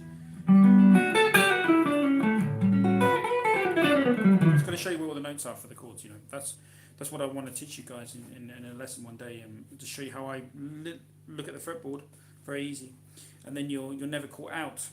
But I mean, Stevie Ray Vaughan did an incredible job of playing on that song with the knowledge that he had. I mean, I don't know how he did it, to be honest, but Stevie Ray Vaughan is, what I want to say about Stevie Ray Vaughan is there's only one Stevie Ray Vaughan, and back in the day when I was a young guitar player, 19, 20, 21, there was like guys like Chris Duarte in England. There was Owen Barry. Owen Barry was a Stevie nut, along with me. We both lived in Essex. I was another guy called Jesse Davey, and we were doing the Stevie Ray Vaughan thing.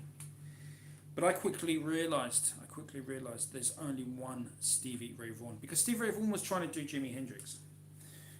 If you want to know what Stevie Ray Vaughan is, Stevie Ray Vaughan is Jimi Hendrix, but if Jimi Hendrix had lived in Texas, he'd have sounded like Stevie Ray Vaughan. So Stevie Ray Vaughan's idol was. Why would you want to sound like somebody from Texas? If you're from England, you're never gonna. People walk a different way in Texas.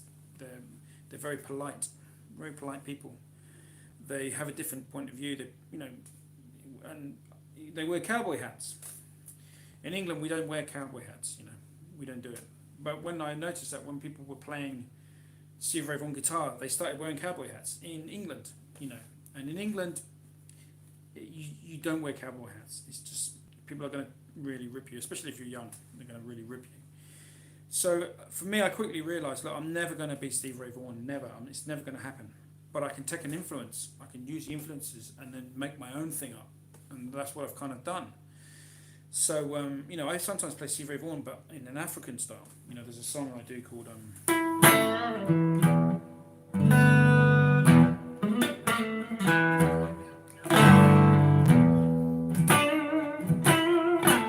you know, and I do it in a sort of an Arabic thing, an Arabic blues, you know.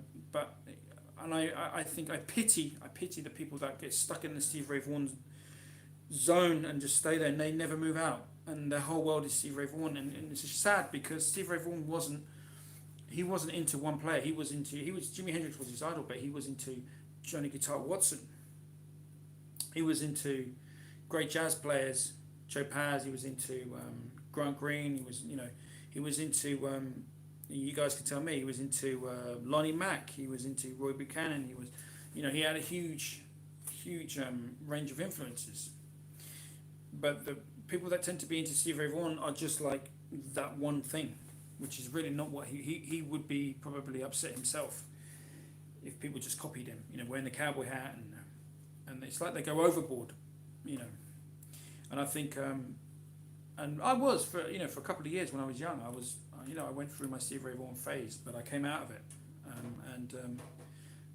but I was better as a player for have done it. But I think I don't really admire someone who's lived in that Stevie Ray Vaughan world for years and look at me, I can play like Stevie Ray Vaughan. It's like, why bother? Because you're never going to be as good. You're never going to sound like him.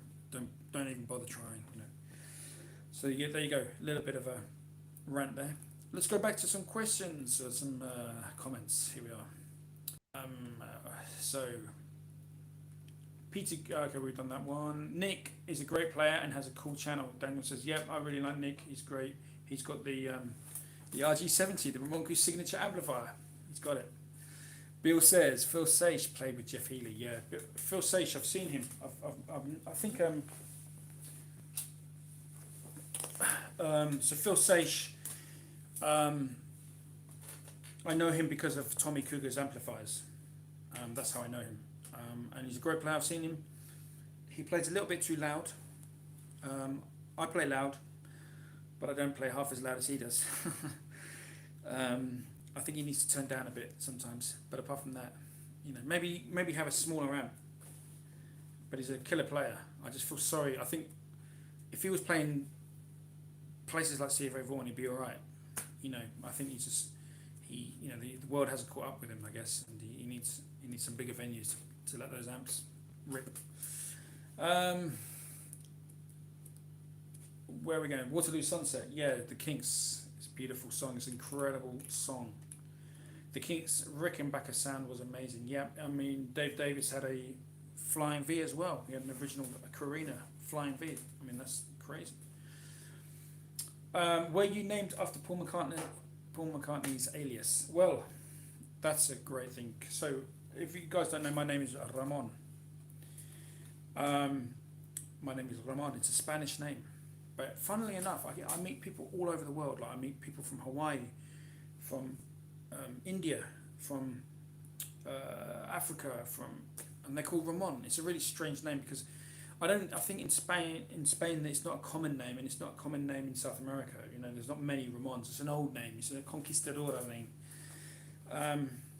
But Paul McCartney used the name Ramon when he was checking into some hotels, like in New York. He didn't want to be known. He used because the Silver Beatles, they chose exotic names, and Paul McCartney thought that Ramon was an exotic name. So you know, I'm humbled that you think that. But my father was from Argentina, God rest his soul, and he named me Ramon after his best friend, an Argentinian friend who was called Ramon.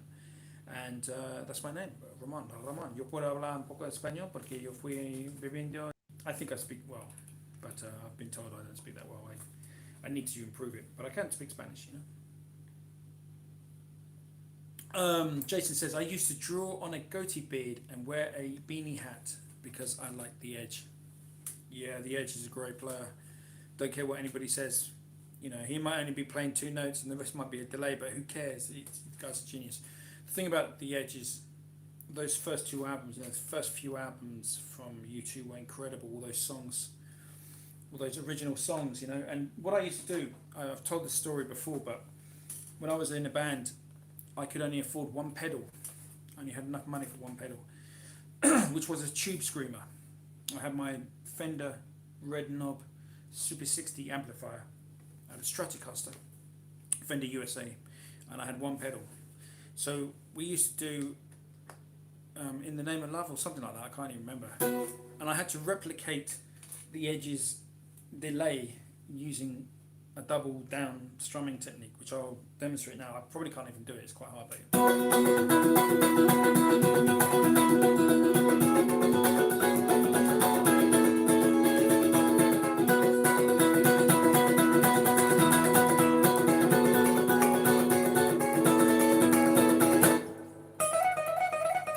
It's the same technique that the Who thing.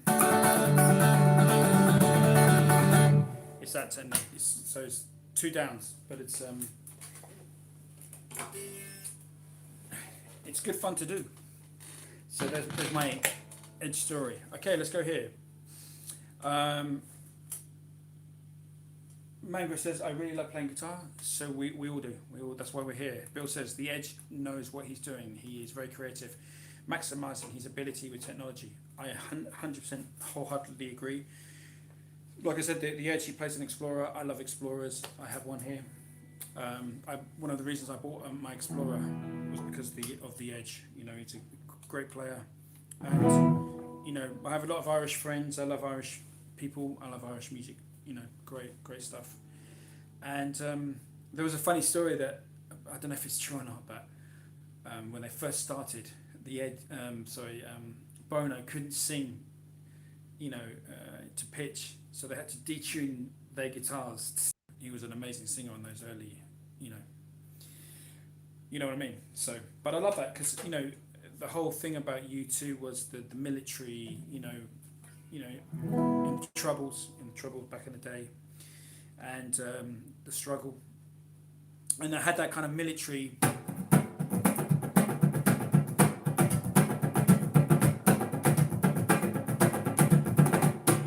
Sort of military band vibe to it, you know. It's fantastic, you know, and they had that edge. Those first 2 albums, they had an edge, you know. And as any Irish people will tell you, around that time was a very difficult time to live in that part of Ireland. So they kind of, that came out in the music, which was really very natural. It wasn't commercial, you know. We didn't commercialize it. It was what it was, you know. It was very, you know. I think they became commercial later, but those first couple of albums were incredible. Right. Bono just turned 60. Yes, that's incredible. Macca used Ramon as an alias. George Harrison went as Carl Harrison after Carl Perkins. Yeah, that would make sense because he was a big Carl Perkins fan, you know. Michael says, Ramon, your thoughts on ES 335, 345 guitars? Do you own an ES? No, but I love them. I think they're incredible guitars. I want one. I nearly bought one actually. Instead of buying the green Telecaster, which you saw earlier, I was about to buy a 335. I like 355s, the ebony board one, and 345 with the slants, you know, the stereo thing here. They're all great instruments. And I think that you can get some good modern ones, depending on, I think it's Shaw pickups, Tim Shaw pickups or something, my friend was telling me, are the ones to go for. They've got great pickups. And okay, here's an interesting thing. I'm going to give a shout out to Dave. And Dave and I were having a conversation, and Dave actually told me this. Mangra says, shout out to all watching from Saudi Arabia. Okay. Salam alaikum, mashallah. Ramadan Mubarak. So anyway, I was talking to my good friend from Scotland about 335s, and he told me something very interesting. So the original 335s were a solid block going all the way through. Okay, what they started to do was cut the block drill the block in half or something, halfway through the body, so that they could get the pickups out. And that's not like a real 59, apparently. 59 335. The 59 335 has a block all the way through. The only way to change stuff is through those F holes. It's a lot more difficult. So if you want to get 335 how it originally was supposed to sound, you need to get a solid all the way through block. And I think the Yamaha SA2000s, they're quite blingy, but they have a solid block going all the way through. And the modern Gibson ones now don't have that. They route it out half, here around this area, so they can get the pickups in and out easier through here. So that's something you want to think about when you're getting a 335, is make sure that it's a proper reissue, proper authentic, because it's going to resonate differently. It's going to have a different resonance. It's going to have a different sound, But the whole Gibson thing, I love Gibson guitars. I'm playing the SG. It's a great thing, with the. This is out of phase. Doesn't sound very good actually. One person we haven't talked about a lot is this guy.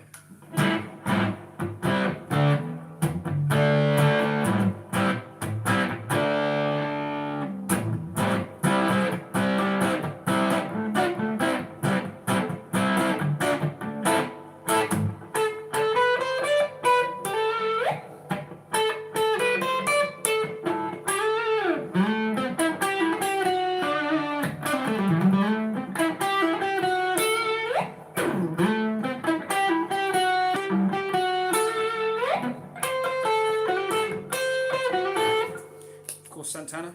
I love the early, the first few albums of Santana.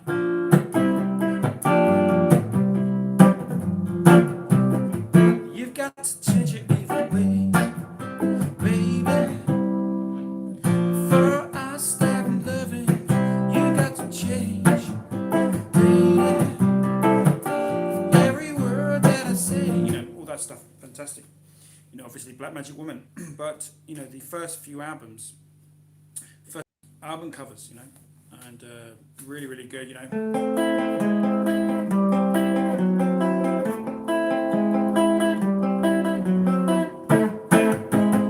that sort of stuff, really fantastic. Mixing Mexican and Latin music, and Peter Green, Eric Clapton solos.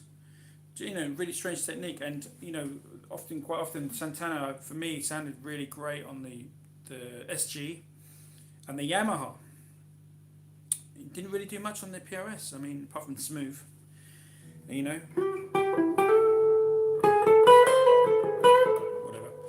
It didn't really do much on the PRS. All those early stuff was done on the Yamaha SG 2000, whatever it was called, and the original, his SG that he used at Woodstock. He used a Les Paul as well, on some things. Right, let's go here. Mango says Ramadan Karim hosts great. GR says I have a Memphis 335 with Monty Puffs. Monty Puffs are pretty good, English made, I'm guessing, and some really good English pickup winders. These are Mojos, made by an English guy, very good. Mango says, host, it's long time. I got my own handmade electric guitar. I really love the sound, fantastic. And mashallah, you have your own electric guitar, handmade, very good. Bill, you are a tasteful player, Amal. Well, thank you, too kind. So we've got 5 minutes left, guys. We're going to start winding this up. We're going to finish on the SG. The SG guitar is one of my favorites. The thing about the SG guitar, guys, when you get a good one, when you get a really good one, there's nothing like it. There's nothing like, I loved Allman Brothers, Stormy Monday.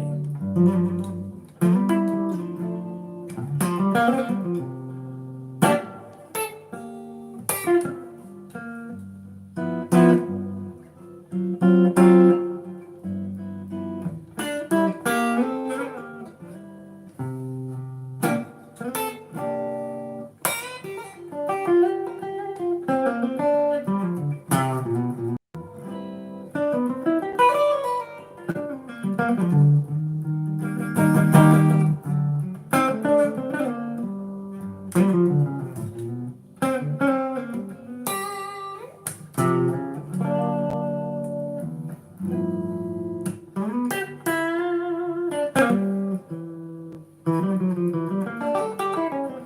know, great player is Dickie Betts. You know, I just loved.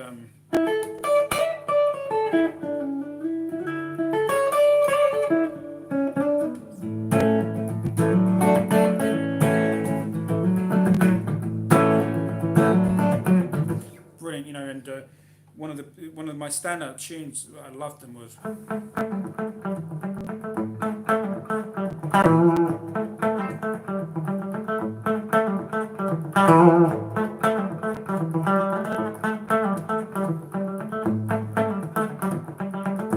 And of course, no,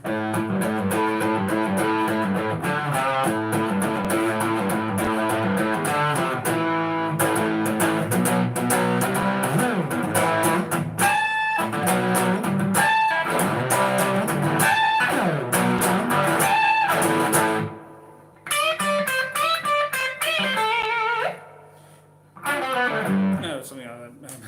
Great tune, you know that.